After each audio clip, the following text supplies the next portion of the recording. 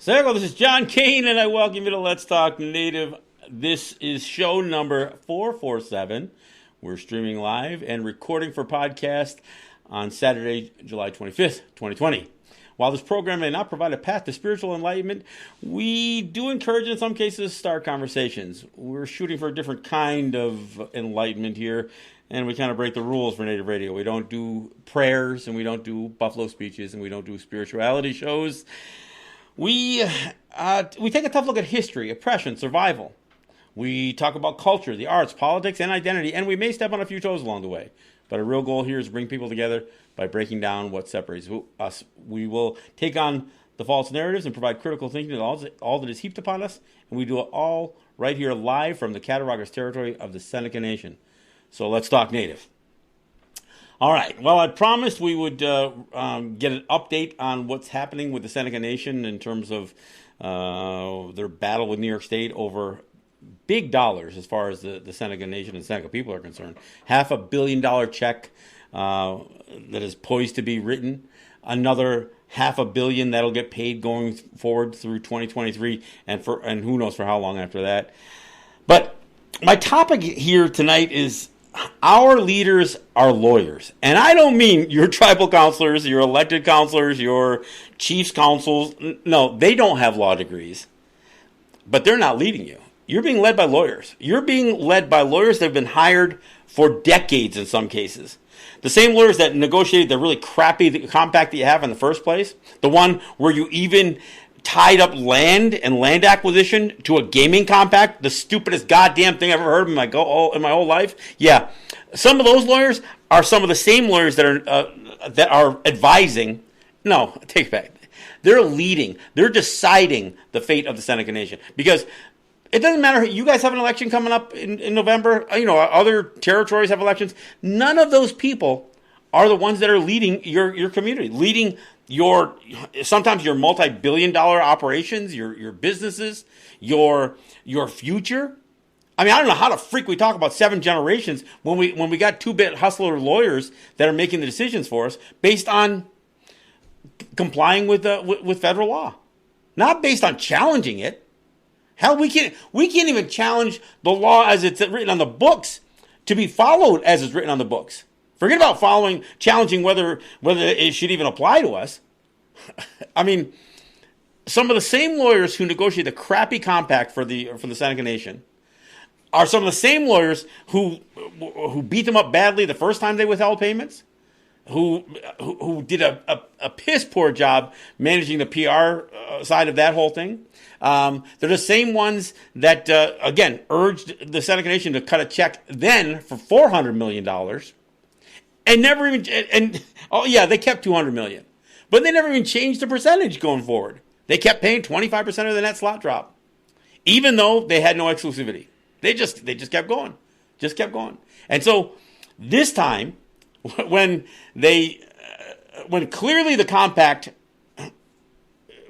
which is again poorly written, shows no extension of payments once they renewed the compact in 2016. It showed no further payments past the 14-year initial period. Their lawyers failed miserably in arbitration hearings. Now, and I want to keep in mind, the reason they wrote that $400 million check in 2013 to solve the first conflict they had over the state not really providing an exclusivity zone was because the lawyers had convinced all 16 councilors, president and treasurer of the Seneca Nation, that if you don't pay the state something, and something substantial, that Andrew Cuomo won't renew the compact in 2016. So this fear that somehow, if they don't make that extortion payment back then, that $400 million extortion payment, if they didn't make that one, the state would walk away from the table and the Senecas wouldn't have a compact. Some of us say, so what? If the state walks away, they don't have the power to shut down native gaming. I think it's even questionable whether the federal government does. Keep in mind, and I say this all the time, but the Indian Gaming Regulatory Act did not make native gaming legal. Let me say it again. The Indian Gaming Act, the Indian Gaming Regulatory Act, IGRA, did not make native gaming, even Class 3 gaming, legal. It was already legal. It was already legal before the Supreme Court said it was legal. And in fact, all the Supreme Court said was, yeah, what they're doing, not what they're going to do, but what native people are doing is legal. They have the right to do gaming. They didn't give it to us. They acknowledged that that right existed. IGRA, if anything, it gave away power over gaming. It gave it to the state. It gave it to the federal government in ways that we never would have done that. But you know, we put our head down and say, okay, we'll do gaming the way you want us to. But again, keep in mind, IGRA did not make gaming legal. It just put the state in our business. And even though IGRA has some language that suggests that the reason they passed this federal statute was to prevent organized crime and aggressive states, which are kind of the same thing. The states are organized crime. I mean, they're screwing not only I don't mean just New York State. I mean, there are native people being screwed I know in New Mexico, Oklahoma, and New York, and there's got to be at least a half dozen other states where native gaming is being extorted, is having money extorted out of them by emboldened state governors on both sides of the aisle, Democrats and Republicans. And so why is that? It's because the lawyers are telling everybody just pay. So here's what the situation is now in Seneca Territory. They have put in escrow about $500 million. And I don't know. I mean, look, I don't have any insight any more than anybody else does, really. But I just did the math basically leading up to the point. They got about $500 million in escrow. But when their lawyers lost for them in arbitration, there was also language in there that talked about interest being accumulated, almost like a maintenance fee, as they call it, I guess, between the time they actually paid and the time of that ruling in arbitration. And that is turning out to be about $1 million a month, I guess, or something along those lines. Now, apparently, again, advised by lawyers saying, oh, no, you should pay that. Well, if you pay that, why are you paying the whole damn thing in the first place? I mean, it doesn't even make sense. But so what the powers that be in Seneca Territory are saying, we can't afford to pay to pay the interest or that maintenance fee because our revenue is gone. You know, they started up the casinos, but they're not making money yet. I mean, and it'll be a while. So we can't afford to pay that. Well, you know what? You know what happens when I can't afford to pay something? I don't pay it. It's that simple. And what's going to happen? Nobody's going to shut their lights off. So why pay this so-called maintenance fee, which is essentially, compliance anyway to what you say shouldn't, isn't legal.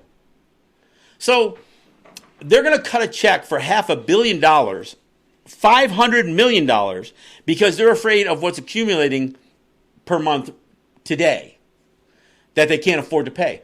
Instead of just letting that accumulate and let that accrue. Look, maybe, you're not,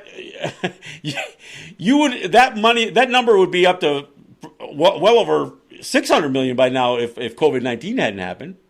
Yeah, that money that number is not growing as fast as it would have been growing if you were operating. I realize you got other things at play here.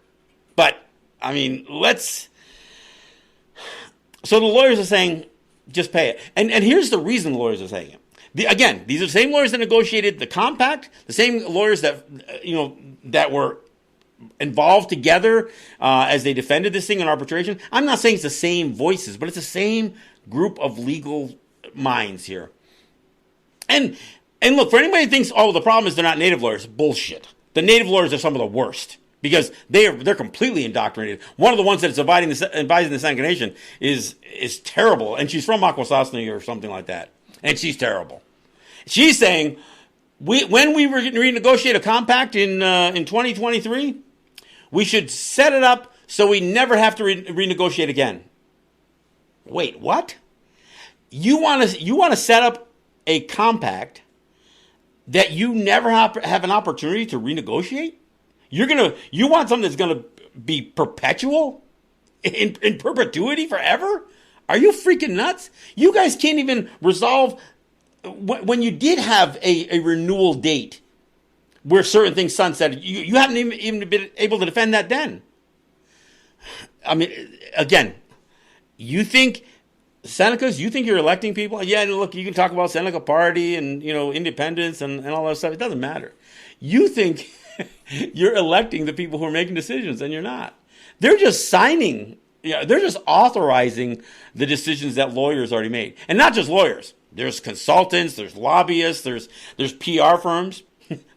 There's a firm that doesn't even call themselves a PR firm. They call themselves, we're a public policy firm. We're public policy consultants. They were hired by the Seneca Nation to take on Andrew Cuomo publicly, to call him out on racism. They didn't do a goddamn thing in the whole time they've been under contract with the Seneca Nation. So a couple of weeks ago, they come in with the pitch for how they're going to manage the PR when they give their concession speech and give them the big styrofoam check again like they did last time. I'm like, wait a second. You're going to hire a firm that's going to manage your surrender agreement to the state? I mean, it's bad enough. I mean, I got to tell you, it's bad enough you're doing it in the first place. But now you're going to pay a firm that's going to, put lipstick on that pig? Give me a freaking break. So, look, I don't know what to tell the Seneca people. I'm just telling you, kind of what is as I understand it. And again, if you don't know the stuff that I know, you're just not asking. But so there it is. Your lawyers are going to draft up the concession speech. They're going to manage with this public policy firm how they're going to, doll this thing up. They're going to issue the $500 million check and then continue to pay probably up to another $500 million before this compact is over. And you know what? If they're probably going to say, oh, we're going to keep paying in 20 after 20. I mean, there's nobody advising the Seneca Nation to say, no, we need to get rid of the revenue sharing. There's still this hang up that if we don't give the state something, they aren't going to play nice with us. I mean, this is the definition of extortion. You're paying somebody for the goodwill not to harm you. I mean, that is the definition of extortion. But these aren't even the decisions being made by the folks that you think you're elected. And look, the same thing goes for traditional councils. I mean, you don't think Joe Heath has more influence in Onondaga than anybody else? Of course he does. And he runs around the country bragging about all the great work he's done. So we are in a look, Haudenosaunee, we used to be known for our diplomacy, our statesmanship, our ability to carry ourselves. We don't carry ourselves now. We have white men do it for us all. We have white guys do it. And we have white guys putting the words in our mouth as PR firms and public policy firms. We have white guys who do all the backdoor speaking for us as lobbyists in Washington and Albany. We have white guys who are drafting all the documents. Because I got to tell you, the gaming compact that the Seneca Nation has sucks. And I say it sucks and not even because of what they give the state, but how they gave it to the state. They literally created a situation where the state gets to extort money from them. But here's the other thing. In somebody's infinite wisdom, and I can't believe a counselor came up with this idea. I got to believe it came from legal counsel that said, why don't we tie your land acquisitions clause of the Salamanca Lease Settlement Act to the gaming compact? We will agree, because the state's going to love us for this, we will agree that we will not buy any other property. We'll only buy property up to a certain limit. I think $5 million. We'll only buy $5 million worth of property. And we will exhaust any funds that was laid out in the Salamanca Lease Settlement Act for land acquisition. And we'll only buy property for, other than get the 3 gaming sites that we want, any other property we buy will not be commercial property. It'll only be residential property. Or, I don't know, I don't know, maybe parks or something like that, but it won't be commercial property. So what happens? Sanitation buys land and puts a golf course on, and they're paying taxes on it. They have other land holdings that they buy, and they're not sure what the hell to do.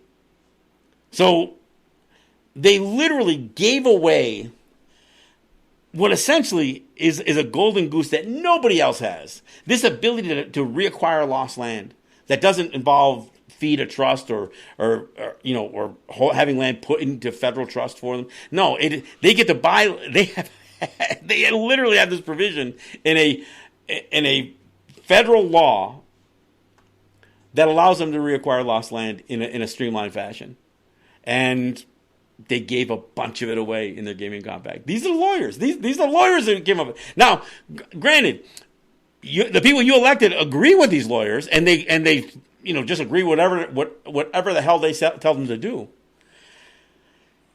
But yeah, that's the deal, folks. I hate to tell you, but if you think that you have your leaders, so I mean, if you have questions about why the Seneca Nation or why the St. Regis or why any place else doesn't do certain things, why they don't assert themselves more, it's because they're not being advised. They're being advised against it. I mean, this public policy firm that was hired, that was supposed to take on Andrew Cuomo, hasn't done a goddamn thing since they've been hired. I mean, in the national spotlight, there have been stories about New Mexico and revenue sharing, terrible revenue sharing agreements, and what the state has been trying to do to Native peoples there. There's been stories in Oklahoma. There's been nothing in New York. I mean, other than the Senecas fighting it and losing it in arbitration, another really stupid idea included in the compact by these lawyers as far as how they're going to resolve conflict. Let white guys decide in arbitration what's going to happen. Yeah, that was a good move.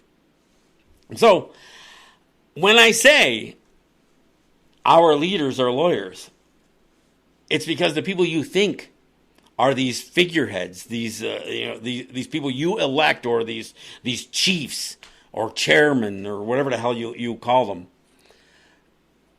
It's the lawyers who are making decisions. These guys just have to. These are the ones who sign the papers, and then piss and moan about it later. So, look, there's probably nothing most of us can do about it. Of course, I don't have a dog in this fight. I'm not Seneca. I'm outraged, even though I'm not Seneca. But look, I know they're gonna try to smooth this over with everybody and tell them, look, this is why we have to do this. We're COVID-19. This is like the politicians who used to cite 9/11 every time they got into a sticky situation. Well, that's what's gonna happen with COVID-19. Anytime you have to make a bad decision, well, it's just COVID-19. Look, and I'm not saying COVID-19 is a hoax or anything else, but the way it's being used in this situation.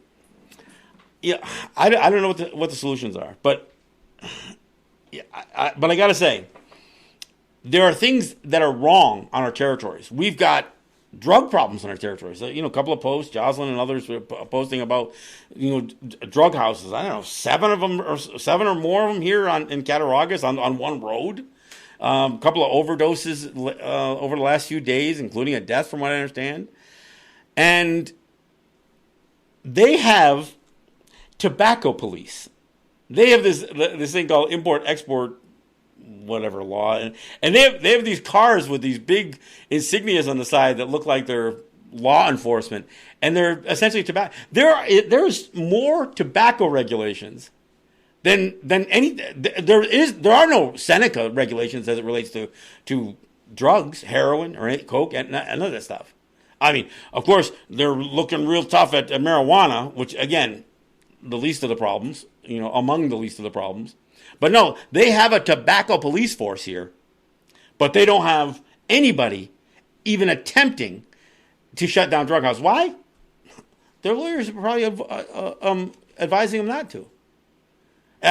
The marshals, and you can't blame the Seneca marshals because they only have so much authority. They do have to operate within the Seneca Nation's constitution. Now, granted, they're also going to be have legal looking over their shoulders too, and everybody's looking, and all legal is looking over, everything the Seneca Nation does. So what happens? Well, we're just going to ignore that problem. We're going to ignore the drug problem.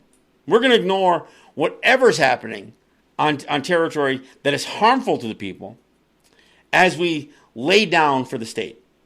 And this isn't just a Seneca problem. This exists every place. I mean, I see what's happening in Osage territory. I see what's happening. I mean, the reason the problems exist in Oklahoma and New Mexico, again, bad lawyering. I mean, the lawyers craft these gaming compacts. The lawyers craft the relationship with the states. We don't do that anymore. We don't stand up. I mean, the people do on occasion. The people have, look, the Seneca Nation did not authorize people to shut the thruway down when over the tax battles. The Seneca Nation, tried to smooth it over, but just so you know, and I'm not blaming, any specific Seneca, leader or party or anything else, but at some point, the people got to stand up.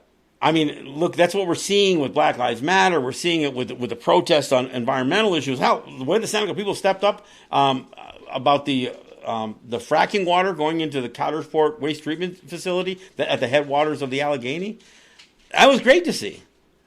But I got to tell you, at some point, the people need to stand up to deal not only with lawyers dictating what happens in all things related to governance, but the people need to rise up to decide what they're going to do about the problems in the territory, including these drug houses.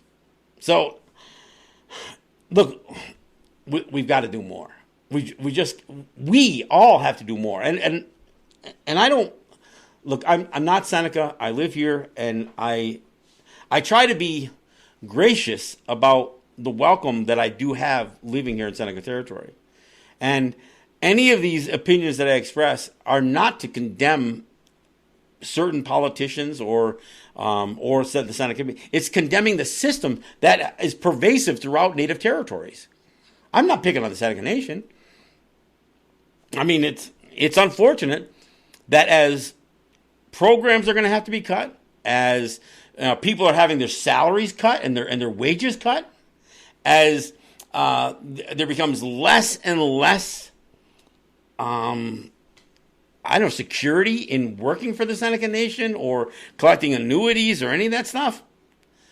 The state's getting theirs. The state's getting theirs. So you're not the cost of doing business. They are. So you think you're shareholders and you're not. You get paid hush money. And then even as they reduce that hush money, they're going to tell you, don't make too much noise or we'll cut it more. Now, it used to be, a death sentence for a Seneca politician or, a council or a president to cut annuities. Well, good thing they got COVID so they can pull this off. And look, people can have different opinions about, annuities, but when I see more money going to the state of New York out of Seneca gaming operations than goes anywhere else, that's just pitiful. And look, the guys in Akwesasne, they pay 25% of the net slot drop. I should say St. Regis. Oneida, they pay 25% of the net slot drop. Other states, what Oklahoma and New Mexico are trying to do to the native gaming facilities there, they're trying to get them to pay as much as the folks here pay.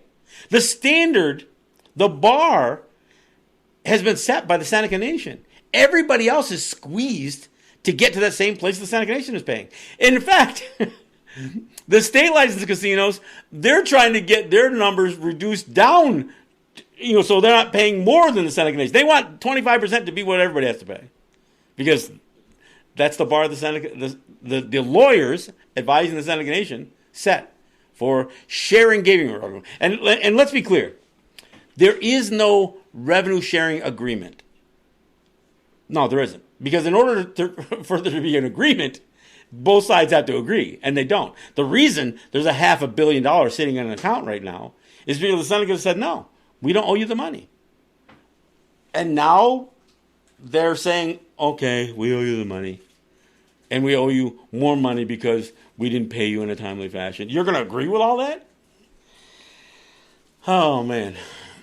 I hate doing shows like this. You know, I'd rather do a show that rallies support, you know, amongst the people and so-called leadership, and not have to talk about the influence that lawyers, lobbyists, and consultants have. But that's who run things. I mean, that's who run things. You know, even the press conferences, the press releases, they're written by white people, folks. They're written by white people. And, you know, and the people who claim to be lobbyists for the Seneca Nation in Albany and in Washington, what they pitch is that they can get the Seneca voice heard by the governor or the president or the interior or whatever. But the reality is, that's what they're pitching to the governor and to the president. They're saying, look, we can you know, massage the Senecas. We can bring the Senecas around. And they do. And they don't just look, every one of those firms, the Seneca, the firm the Seneca uses, they're doing the same thing to other people. That's what makes them the experts on tribal gaming. That's what they call it, right? The experts on Indian gaming. The experts. Why? Because they herd everybody down the same corral, right down the same chute to the slaughter. There's nobody saying, you know what? We're going to do this differently. That voice doesn't exist. And here's the thing. The reason the lawyers are telling the Senecas to go ahead and pay this $500 million, ultimately that'll be a full $1 billion by the time this thing is done. And keep in mind, they already paid $1.4 billion in the first 14 years. So the reason these lawyers are saying, oh, no, you got to pony up another $1 billion to go with the $1.5 billion you already paid, is because they said you only have a 2% chance of defeating them in a court of law. Then why are you my lawyers? If you don't think we can stand up, then go represent somebody else. Or, you know, at some point, we need to solve these issues politically, not in a court of law. But we don't have any diplomats. We don't have any statesmen. And the few that exist, they are the outliers. So there you have it. I mean, this is my frustration on what is about to happen to the Seneca people is a frustration that I share with every native territory. Because, look, most of the people that I talk to from other territories are the people. They aren't tribal councilors. They aren't chiefs. They're the people who say, no, we're being screwed. We're not being, you know, getting a fair shake. Our voices aren't heard. I hear this everywhere, coast to coast. Canadian side as well, with the so-called band councils. I mean, they're worse. They are, you know, look, I sometimes talk about the band councils being turned into these municipal governments of Canada. I mentioned this before, but there was another white guy that was hired by the Seneca Nation to do an economic impact study. Literally, in his first draft, listed the Seneca Nation somewhere between states and counties in the tiers of U.S. government. They literally were referring to the Seneca Nation as a municipality within the legal construct of the United States, beneath the state too. So, I mean, this is how these people view us. The ones that are leading your policies, creating your contracts, you know, advising you on what decisions to make or not make. They think we're white. They think that we're some subservient municipality under state, under federal. I mean, they don't even know where to put us in terms of county or townships or anything else. They don't even know. All they know is it's somewhere in there. Yeah, These are the white guys that they hire. And you know what? How they get hired? Because every freaking buddy hires these guys. All native territories do. The traditional, so-called traditional ones, the band councils, the tribal councils, the business committees. That's another definition of a tribal governance system. And of course, the trade or the organizations, USET, NCAI, they all have some of the same lawyers advising them as these, native organizations as well. So that's kind of what the deal is, and in the meantime, and I got to be clear here, when the Senate, not if, when the Senate cuts this $500 million check, and when they continue to pay quarterly payments to the state for an exclusivity that doesn't exist, that they don't agree that exists even, the people are still going to have their policy or their program cut, because the Senate Nation isn't making the money they once made. And it's not just COVID-19. The market was already contracting. It's already being inundated with Pennsylvania, of course, Canada, Ohio, and the state. The state's got casino. You know what the state plans to do now? They're going to open up 3 more casinos around New York City, which is, what they think is the golden goose. They're also going to do what native people have been prohibited from doing all this time, which is not just doing sports betting, but doing it on phones. No, state's going all in with gaming. So if you think that gaming somehow, is that the Seneca Nation can maintain a certain market share, the only thing that was going to that could allow the Senecas to maintain a certain level of prosperity in gaming was no longer paying 25% to the state. That's the only thing that would have kept them, considering what they were losing in market share to the state and others, that 25%. And I'll tell you something else about that 25%. That is the exclusivity provision. Because nobody can compete close to you if they've got to pay 30 or 40% to the state and you pay nothing. They just can't. That's what Delago's been saying. And of course, Delago's been saying it's not even true. Delago's been saying, well, the reason that we're struggling and we can't even pay our loans off, we can only pay interest on our loans, we can't handle the debt service, is because we can't compete with the Senecas who aren't paying the state. Well, the Senecas may not have been paying the state, but they've been putting it in an escrow account. The Senecas weren't keeping all that 25% and putting it back into their business in promotions and then loosening up the machine. No, they weren't doing any of that. So you just couldn't compete, period. And if they had to compete against a Seneca casino that was paying nothing to the state, that could do more for their people and do more for their business, Delago would be belly up. But I got to tell you, Senecas, if you think the gaming is the tail wagging the dog right now, there are pitches coming from Delago to sell them to be sold to the Seneca Nation. There are pitches coming from Finger Lakes Gaming, their race track casinos, to sell that to. And same with Batavia. Talk about putting all your eggs in one basket. It's pretty sad. Hey, look, we're about at the bottom of the hour, so I'm going to take a break. I'm going to take a drink, wet my whistle, and we'll come back. I got to do a few other things I got to talk to you about, but we'll do that when we come back. This is John Kane, and this is Let's Talk Native.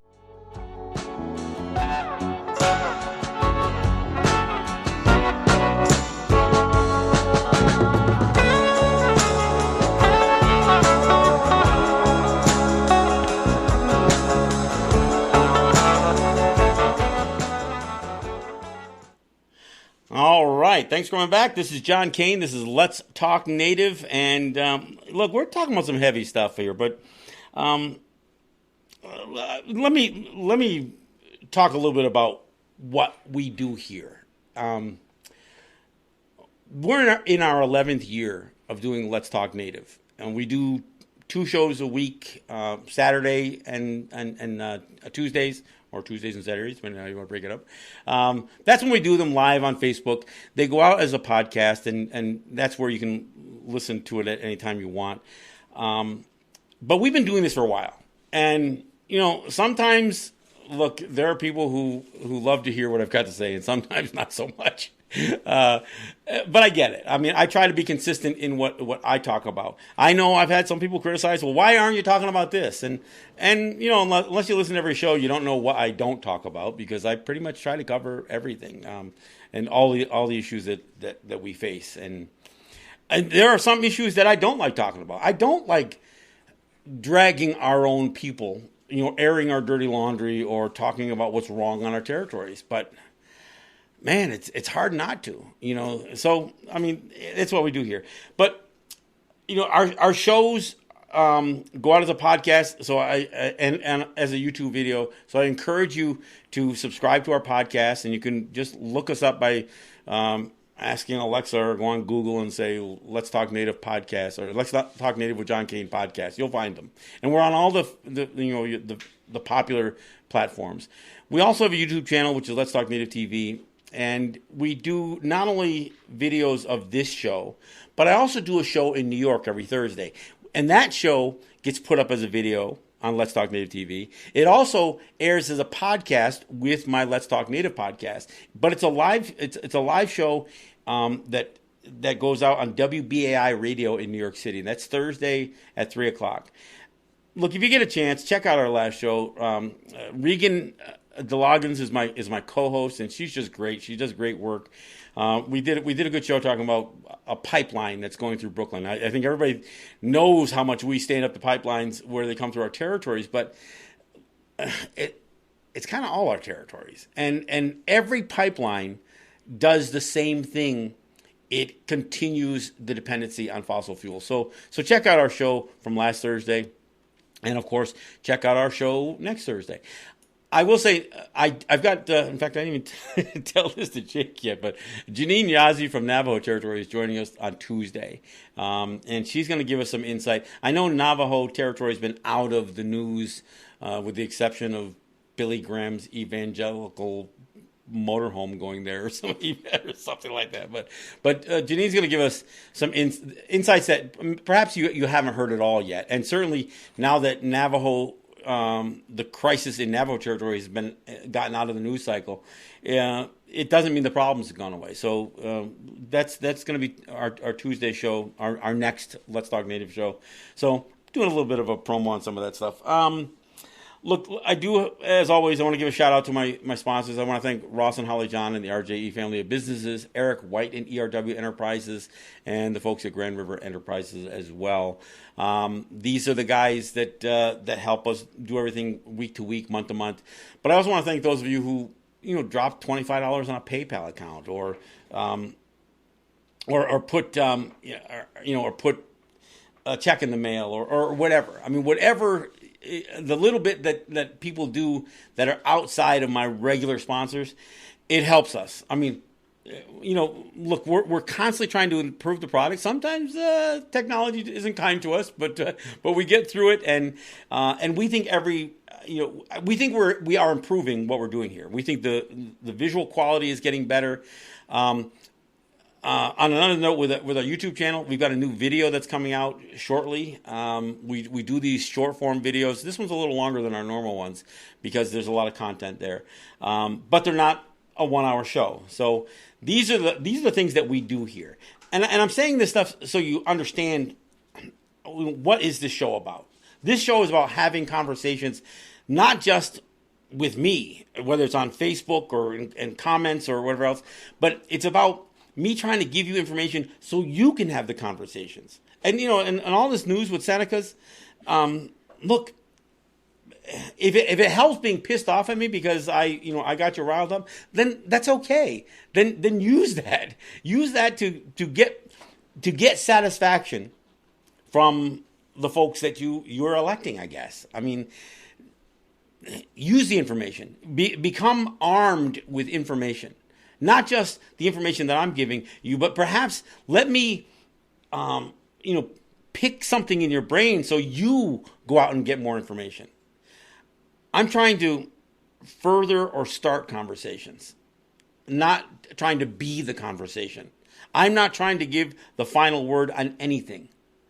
I want everybody to be armed with enough information. So when they're confronted with a racist situation, they know they are armed to stand up to it. Because we have to. Nobody's going to do this stuff for us. And we all don't have lawyers to speak for us. And for that, I'm glad. So please, use your own critical thinking.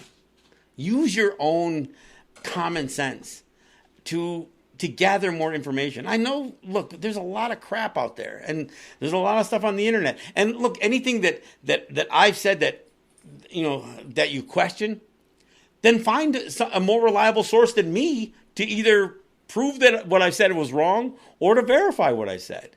And then you tell people. I don't need to be the only voice. I'm trying to be a voice, not the voice. So, again, I'm not trying to squirm out of responsibility or anything else, but there's not a whole lot of people doing this. The kind of show that I do, even in New York, is different than most.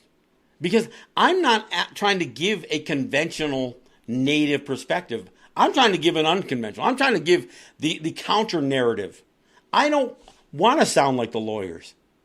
I mean, I can use better vocabulary, I guess, if that's what people want. But I guarantee that when you break down the message, what I'm saying and what lawyers are saying are completely different. I don't believe that we're part of New York State. I don't believe we're part of the United States. I know other people don't necessarily hold that way. And so everything that I frame in my conversation is about this notion of untangling ourselves from the systems of oppression. Decolonization. Decolonization is not just finding comfortable places within those systems. It's getting rid of those systems and using our own systems. And if we don't have them, then we create them. But we create them. We don't copy what's out there that's not working. We don't copy their justice system. We don't copy their police, their law enforcement system. And we sure shouldn't be copying their political systems. Those fail. They don't work. They are lessons in futility just looking at them. And you know what? The sad part is we had all this stuff. And we got squeezed, we got repressed, we got, moved, we got our land bases reduced. And as we threw the baby out with the bathwater, as corruption even got into our chiefs' councils, and male dominance started pushing away the power of women within our systems, we just became complicit in our own assimilation. We spend more time bragging about serving in the U.S. military than standing up to New York State. We'll do entire powwows, veteran Native American veterans powwows, but we don't do anything to praise, the women's stopping a pipeline, or anybody standing up to the state, to any of these oppressive systems, these industries. These guys who appropriate our images for mascots and for their amusement. Nobody praises those people. Instead, we're going to continue to talk about Navajo code talkers, like they were the only ones who even did that, right? Look, we've got to rethink. We've got to rethink this, because anytime I talk about a subject on the show, whether it's mascots, whether it's Columbus statues or gaming, somebody's going to say, I don't know why you're talking about that. Why aren't you talking about the drug problem? Why aren't you talking about missing and murdered Indigenous women? I am talking about those things. And I do talk about those things. And if you are going to look at, as I go from subject to subject, and then decide that the subject I'm talking about is something that you're not interested in, here's the thing that I find amazing. When people say, when somebody will take time out of their day to say, I think what you're talking about isn't that important, then why was it important enough for you to weigh in? Look, if you don't think the mascot issue is important, then shut up and get out of the way. You don't need to, bog down some Facebook thread with your negativity. If it's not important, then why are you weighing in? And that's just it. It's because there are so many people who just want to criticize everybody else. Look, I'm not saying every Native person has to step up to fight mascots or to fight Columbus statues or any of the misappropriation of our names and images or correct the history book. Look, if that's not what you're into, then don't tell me to fight poverty. You fight poverty. Because I'm going to speak out on poverty. I'm going to speak out on substance abuse. I'm going to speak out on the suicide rate and the missing and murdered. I'm going to do all those things. But when I have somebody, tell me or criticize a friend of mine who's an activist and who is fighting for a topic that are among a whole line of topics, and I see somebody taking their time to criticize that one thing that somebody's dedicating some time to. And yet that's exactly what they're doing. They're dedicating their time to be counterproductive. So we try to address a lot of the issues here. And I'm not even going to suggest what issues are more important than others. I've talked about how worried I am about the future.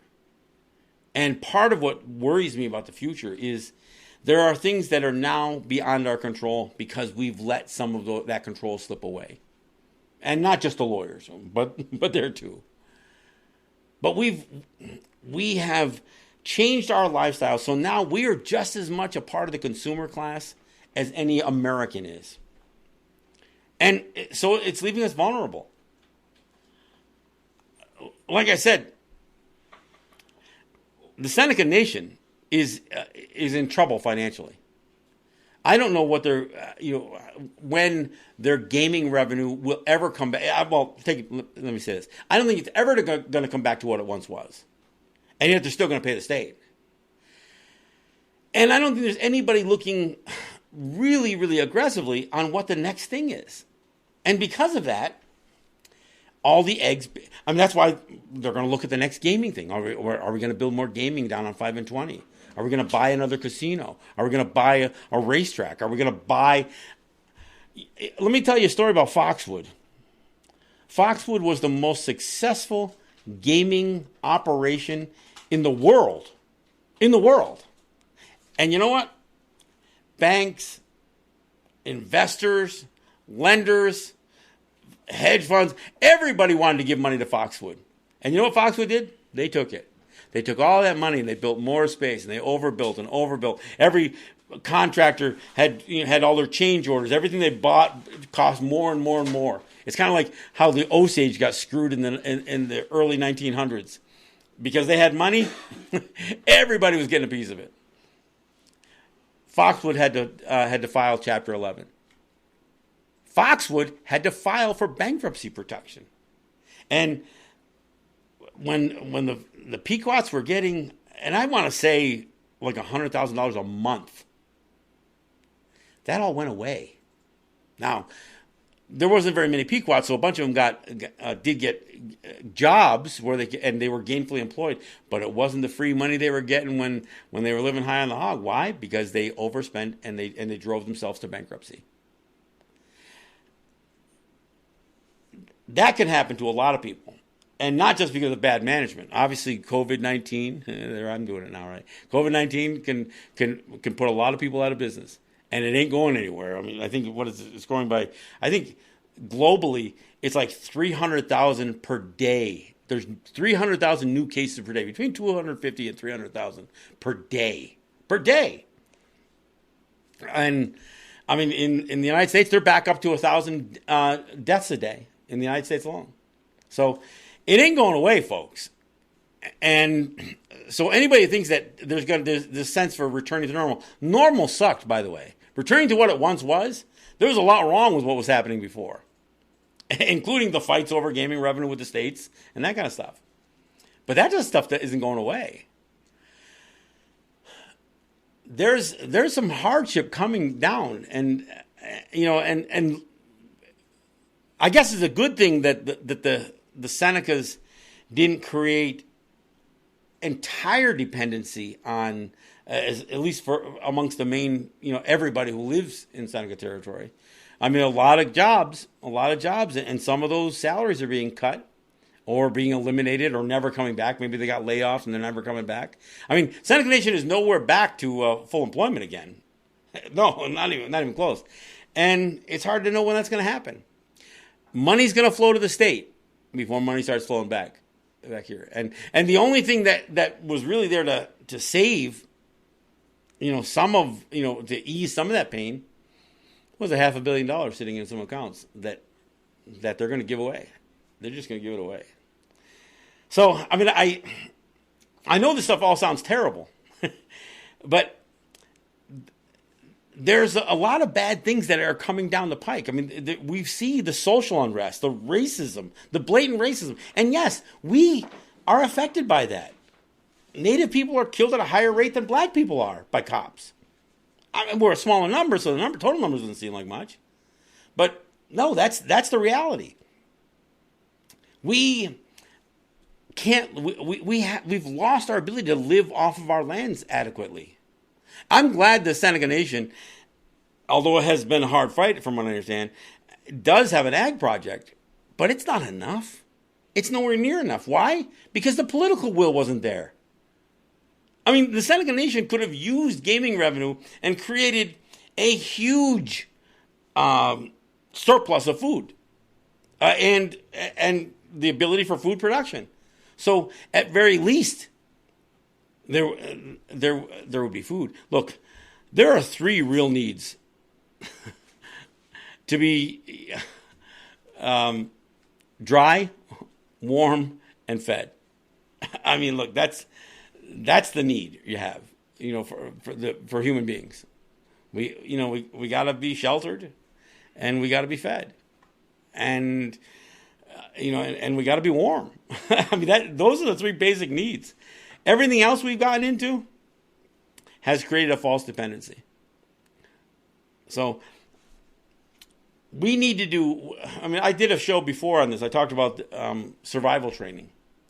And, and it may have sounded pie in the sky to talk about survival training. But there is no downside to knowing how to feed yourself. Whether it's, learning how to feed yourself from the outdoors, knowing what foods that you can harvest that grow naturally, knowing how to garden, knowing how to hunt, how to skin, how to cook, how to prepare wild game. We don't do any of that. Most people can't even light a fire. If they did, maybe those drug houses would be gone. No, I'll back away from that one. but no, this is we need to do better. When I talk about decolonization and stripping away, untangling and removing those systems of oppression, we need to understand our quality of life does not have to only be based on the paycheck we get at the end of the day or at the end of the week. Because that's what we've geared everything towards. And I don't know, look, it may sound, Armageddon-like or end of days-like. Look, ATMs could stop working. You know what? People got upset when they couldn't find toilet paper at Walmart anymore. But there's a food chain supply that could be much more affected in the next 6 months than have been in the last 4. But most people aren't even thinking about that. There might be some really, really tough times coming. And we, in the communities that we should be able to come together and support each other more, because they don't do that out there. Not so much. No, I know they have food banks and they have churches and stuff like that. But man, the downsides of some of those things are worse than the upsides. So, look, as I talk about bad news here on my show, and I offer my criticisms of native governance and the influence of lawyers on our lives and that kind of stuff, know that I want us to have better lives, and I want us to not be taken advantage of, not by white people, not by lawyers who make a lot of money off of us. Let me say this: for whatever money goes to New York State and whatever money goes elsewhere, the lawyers are all getting paid their $300, $400, $500, $600 an hour. That's what they get paid. So, and again, I know, I think I saw somebody say something about, native lawyers. As I said earlier, they are some of the worst, because we get lulled into a false sense that they somehow, are going to place us, keep the priorities straight. But they don't. They went to school and learned the same things the white guys learned. And that's where their advice comes from. In fact, a lot of our native people who get into these professional services, their goal is to compete directly and with white people. So they emulate that. And they aren't going to, no native lawyer wants the white lawyers to say, oh, yeah, he's a native lawyer. Yeah, he believes they're sovereign. No, and so you don't hear that. You don't hear that. I don't know. This is, we are truly in a tough spot right now. And I don't know what the answer is, but I know it has to come from people coming together, and it can't be led by white lawyers, consultants, and lobbyists. It just can't be. We have to do a better job representing our narrative, our lives, our concerns, and our perspectives. That's what is required of us. So that's what we have to do. All right, hey, again, Janine Yazzie will be joining us on Tuesday from Navajo territory. We'll get the lowdown on what's happening there. Look forward to that show. I haven't had a real extensive conversation with Janine in a number of years, so looking forward to that. So see us back here on Tuesday, or if you don't watch us live, then just check out this podcast and make sure you check out every podcast, and then you won't miss a thing. This is John Kane. This is Let's Talk Native. Yahweh.